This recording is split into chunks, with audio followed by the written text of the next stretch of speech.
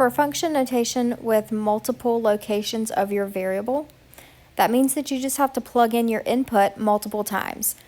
So for h of negative 3, we have h of x equals 2x squared minus 3x.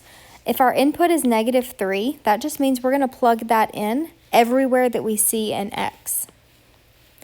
So h of negative 3 would result in 2 times negative 3 squared minus 3 times negative 3.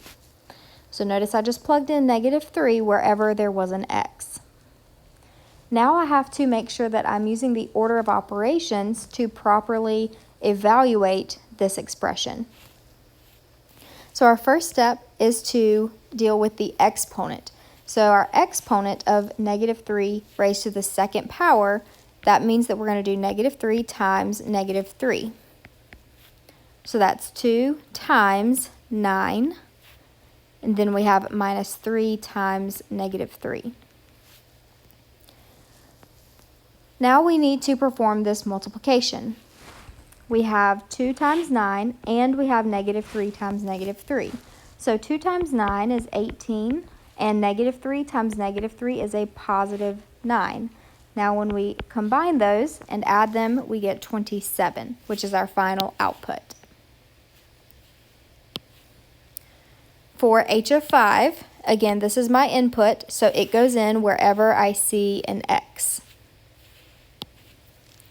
So that would be 2 times 5 to the second power minus 3 times 5. Again, we need to complete the order of operations.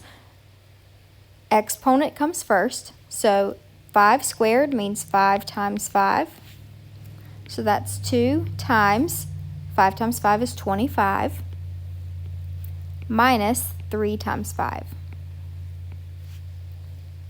Okay, now I have two sets of multiplication that need to be performed. 2 times 25 is 50. Negative 3 times 5 is negative 15. Now I can simplify this even more. 50 minus 15 is 35.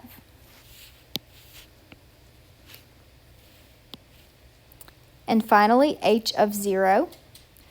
Wherever I have an x, I'm going to plug 0 in its place.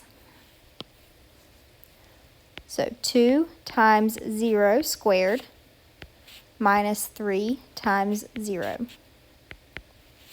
Again, order of operations, exponents. So 0 times 0 is just 0. Now I have two sets of multiplication.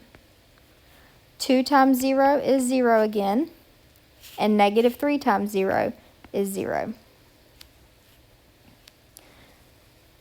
So my final result is just 0 minus 0, which is 0.